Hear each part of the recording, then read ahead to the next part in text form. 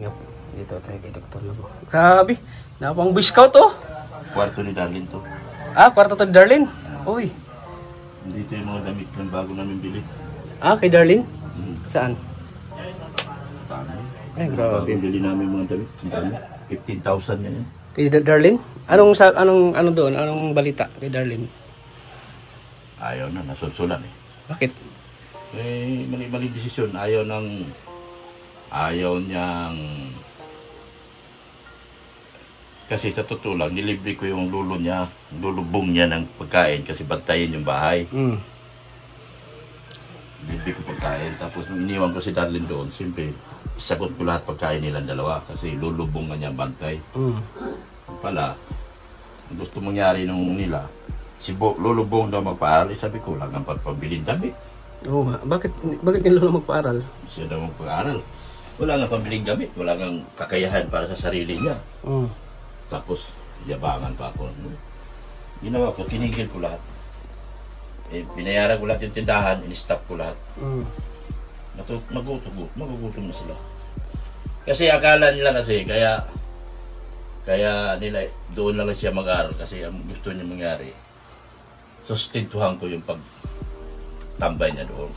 Ah, balik ka nang magsustinto doon habang yun nasa... ang akala nila. Hindi nila alam na ang pagsustinto ko kasi nandyan siya, nandun siya. Nag-uwi siya. Eh, ang gusto niya mangyari, malilibre siya. Mapipermi yung gagawin ko. Hindi na. At saka, wala na. Kumbaga habang nandun si, libre gusto siya. na suportahan mo sila? Oo, suportahan ko sila. Pero nung sinabi na hindi na babalik, pinatigil ko na lahat. So wala na silang, para makita nila na hindi sila pwedeng masunod. Oo. Hindi pwede. Ang sponsor ang dapat masunod. Hindi sila. Oo nga. Hindi tayo. Wala silang karapatan magdikta. Kung gusto nila makatapos, balik sila rito. Kung ayaw lang magtapos, wala na. Mas pabor nga sa akin, wala na sakit ang ulo ko. Kasi every time na pupunta ako Manila, hindi ko na siya isipin. Makakalakad ako kahit saan ako magpunta. Naka-aircon yun. Dito. Dito mga damit niya. So naka-prepare na sana yung mga damit dito niya? Dito na. Nakausap ko na school. Okay na school. Lipat na siya. Paala sila. Gusto nila yan eh. Hindi ako may kasalanan dyan. Okay na yung nanay. Nakikialam yung lolo. Yung nanay ang kausap ko. Yung lolo nakikialam. Hindi naman sa totoong lolo. Dapat mas may parang pinsan lang siya nung tatay. So malayo ka mag-anak siya. Wala siyang karapatan. Wala siyang karapatan. Bagat third na. Oo, kahit 4th degree na siya. Wala siyang karapatan. Kaya lang, hindi ko lang inano sa, na lang, sabihin ko niya sa sunod namin pagbalik. Na wala kang karapatan na magsalita na ganyan. Pangalawa, hindi ka kamag-anak. Sabihin ko, hindi kayo kamag-anak. May mangyayari dyan sa bata anytime. Yes.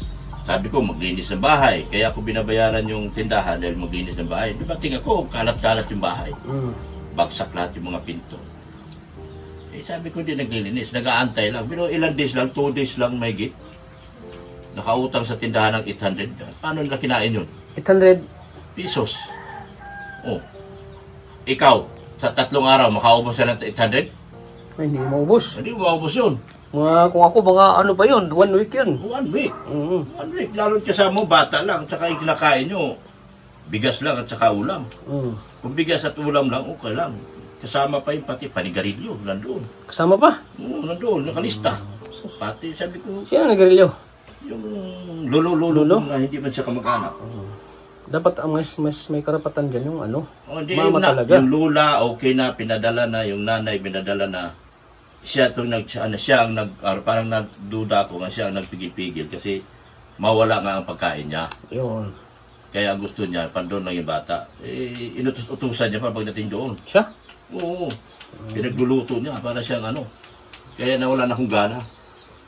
Kaya sa sunod ba... Baka ginawa niyang alila yung bata. Nawala ng gana yung mga sponsor. Ginawa ang alila. Sabi ko nga dito, hindi ko nga pinaghugas siya ng plato. Hindi ko pinagdaba. Tapos doon, Doon, makautos siya, alam ko sino siya. Hindi gano'n. Kaya yun ang plano ko. Naawa ko doon sa bata. At saka hindi na bata yan, 10 anyos. 12 years old ako, umalis na sa amin. graduate akong grade 6, umalis na ako sa amin. May isip na ako. Oo. Yan, 10 anyos, may isip na May yan. isip na yan. May isip na yan. Tignan natin. Sayang sana yung ano, no? Opportunity ng bata. Oh, Yung gusto ano, niya, yung future ng bata doon ba? lang daw siya mag-aaral at hindi, pwede. Walang sira ulo magbibigay sa ng pera na dito ka sa, gusto ko baguhin yung environment mo. Sila yung makinabang doon, di ba? Sila. Wala namang makikinabang dahil hindi mo ako bibigyan ng pera. O yun nga, kung ano ba magbibigay, hindi sila yung mag-beneficio Akala na doon. siya kasi mapapakinabangan sila, wala sila mabikukuha ang pera sa akin. Oo. Maliban kung magbigay ng sponsor.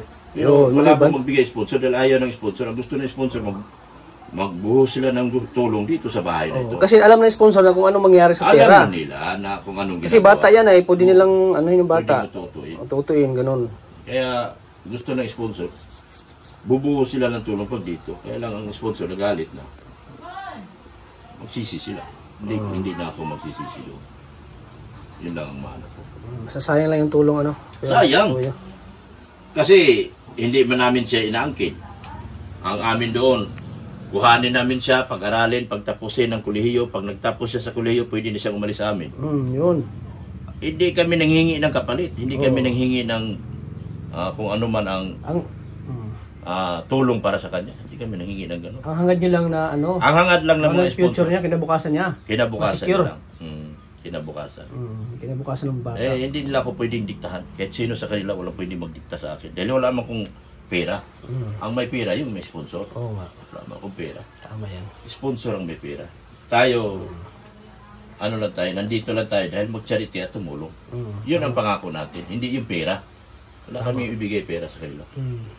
Yun ang totoo dyan. Sayang na, naka-ano na sana yung ano niya dito, kwarto, naka-ano na sana, oh. Oo, ready na sana. Ang daming labahan, no? Ano yan? Ano yan? Magaling sa laundry. Ayan, naka-laundry. Ayun, oh. Ang ganda sana ng kwarto ng bata, oh. Ganda to. Ganda sana, oh, guys. Ano to? Naka-aircon yan. Tingnan mo. Naka-aircon, no? Naka-aircon yan. Kung pumayag lang yung Hindi mama. ordinary, yung pinto niya, Nara. Pinto yan, oh. Nara na yan. Muntik na kung maano, hindi ka makalabas nga dito. Oo. Nara yan. Hindi basta-basta yung kwarto po ni Darlene, kung andito siya, mga kalingap. Ito sana maging kwarto niya, oh. Kwarto niya to. Lalagyan ng kabinet dyan. Lagyan ng kabinet. Para sa kanya. Daming plano para sa kanya. Sinira niya lang dahil sa kalukuhan. Yung mga ganun bata, kailangan supilin. Hindi pwedeng sila magsusunod. Mga ganun 10 anyos, hindi na yan bata. Pero alam ba, Dok, pag 15 years old na yung bata, pwede na siya mag-desisyon kung gusto niya? Dahil ngayon, pwede na. Okay naman, okay na sa magulang. Oo. Okay na sa nanay. Kaso may tumutol. May nangialam yung pagbalik. Oo, may nangialam. Kasi nakapagbalik, mga gandang damit, nakasapatos. Nangialam, parang nung iniisip, ay pwede ka naman dito lang, tulungan ka lang nila. Dito talaga. Iniisip yung pagkain nila. Yun. Oh. Yung ano nila, yung... tutulungan naman tayo. Yung needs nila, yung iniisip nila. Iniisip nila. Pero hindi ganoon. Kailangan baguhin ang kanyang environment at saka hindi siya utak squatter. Utak squatter siya eh. Oo. Yun ang gusto ko. Mas maganda kasi dito sa inyo. Matuto siya na para lumaki siya, matuto siya kung paano maging tao, pagiging humarap sa tao. Oo, yun. Hindi yung bardagulan. Ayoko nang, hindi pwede yan. Mga ganyang utak squatter, wala yan. Oo. Hindi man sa pag-ano, ako taga-squatter kong original eh. Kaya ako inalis ang anak ko sa squatter dahil gusto ko magkaroon siya ng sariling paninindigan pagdating ng araw. Magkaroon siya ng sariling desisyon. Hindi yung utos-uto, puro mura dito, mura doon. Yan ang matutunan sa squatter eh. Oo. Mura dito, mura doon. Walang sibilisasyon. Sibilisasyon. Walang paninindigan. Tuturuan siya. Nasa kanya naman, hindi pa naman huli ang lahat dahil mag-uumpisa pa lang klase eh. Malas nga eh, itong si Bagyo ang may dahilan dito sa lahat kung bakit nagaganito. Nandito na yun eh. Ang buwisit dito nandito na siya? Dito na yun. Tapos? Umuwi kasi mag-birthday na nga yung si Saria. Inatid ko naman, nagtiwala ako.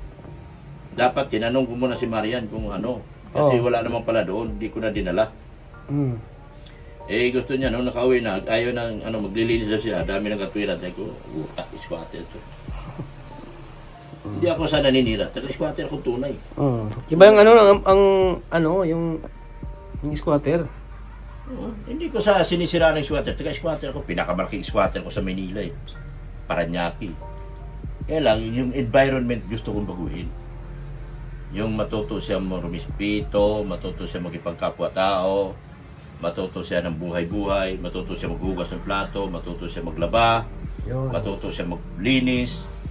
Kasi tignan mo yung mga nakagisna nila bahay.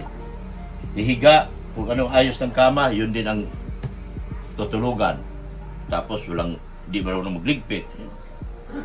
Yun ang hindi pwede kailangan baguhin sa kanila. Yeah. Diba? O, sayang. Pero sana hindi pa naman huli. Pero diba kung kasi sabihin na ako... Yung lifestyle, lifestyle sa squatter. Iba. Kumpara halimbawa kung dito na siya. Oo, magbabago. Magbabago yung lifestyle. Magiging mabango ang kanyang kapaligiran. Oo. Lilinis. At hindi siya... Ang gagawin niya dito sa akin, mag-aral. Yun lang. Matulog, mag-aral, kumain, matulog, mag-aral. Yun lang. Magiging siya, responsable siya pagdating ng araw. Yun, magiging responsable. Pero yung homesick, normal yun. Normal yun. Dahil ako 12 anyos, humiwalay na ako sa magulang ko. Normal yan, ma-homesick tayo, pero... Normal yun. Pero sa bandang huli, matututo ka rin. Tapos masanay siya ng walang stand here in your own. Nakita ko sa mga post niya, yung mga walang respeto, magawa ng nagpapakyo-pakyo sa post. Yun ang babaguhin. Akala niya kasi, na siya doon, sikat. Mali yun. Mali yun. Hindi pwede yun. Mali yun. Bastos yun, mga ganun.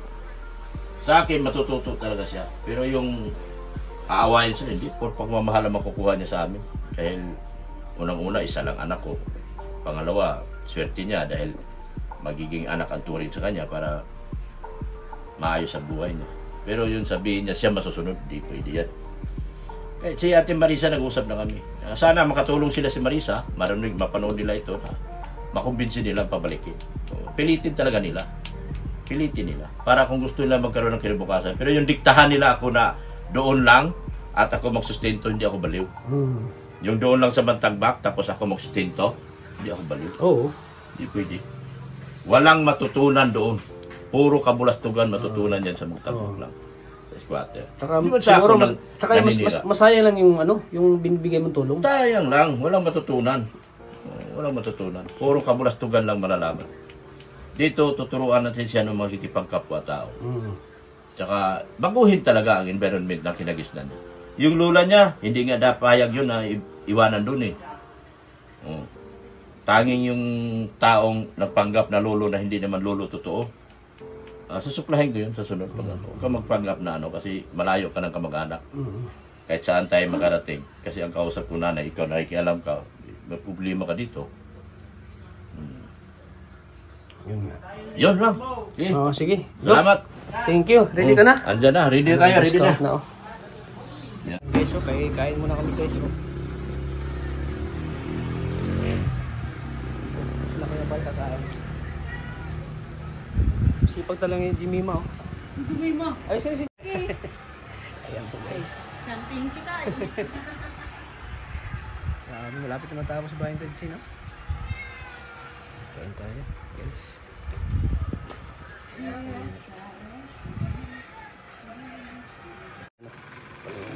Ayan si Jill Magso. Ready na ang Boy Scout. Parang anak tol, 16 years old. Para tayo elementary tol. Napalinya po.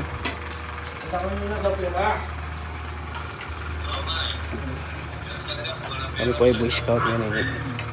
Kaya bali.